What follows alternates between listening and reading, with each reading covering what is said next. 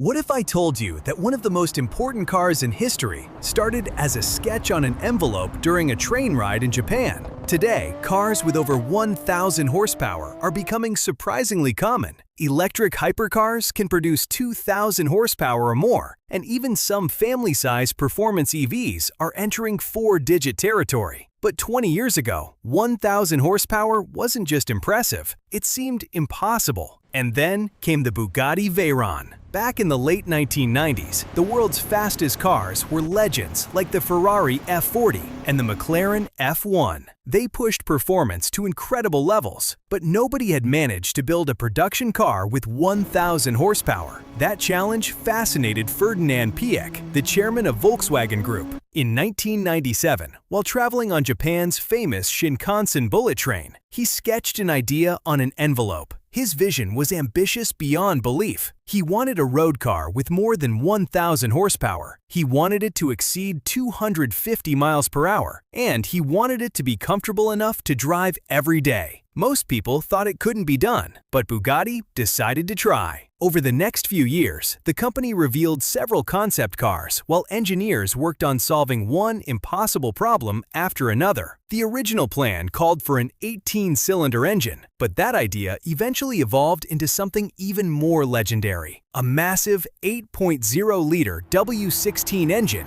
with 4 turbochargers. The numbers were staggering. The engine produced 1,001 metric horsepower and launched the Veyron to a top speed of 253 miles per hour, making it the first production car to break both the 1,000 horsepower and 250 miles per hour barriers at the same time. But generating that power was only half the battle. The real challenge was controlling it. The engine created enormous amounts of heat. In fact, engineers needed 10 radiators just to keep the car operating safely. Think about that for a second. Most cars have a single radiator. The Veyron needed 10.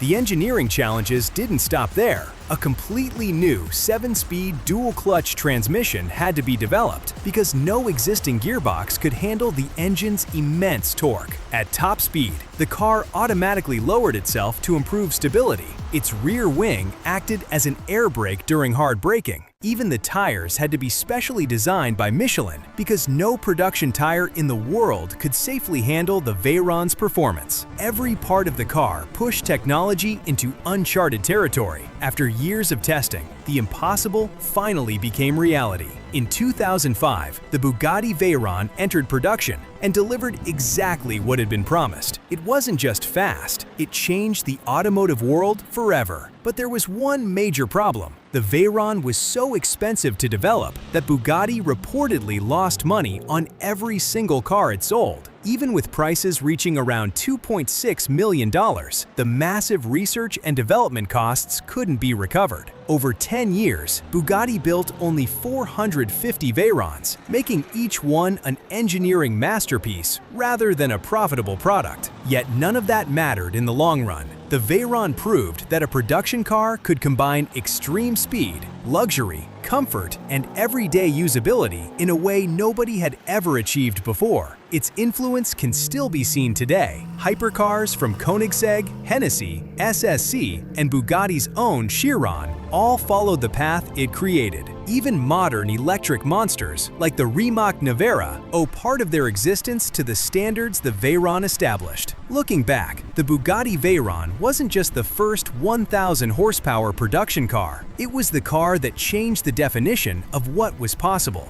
What once seemed like an unreachable dream became the new benchmark for the entire industry. And that's why, more than 2 decades later, the Veyron remains one of the most important cars ever built. If you enjoyed this story, don't forget to like the video, subscribe for more amazing tech and automotive innovations, and tell us in the comments, which hypercar would you choose? The Bugatti Veyron, the Chiron, or one of today's electric speed machines? Thanks for watching, and I'll see you in the next one.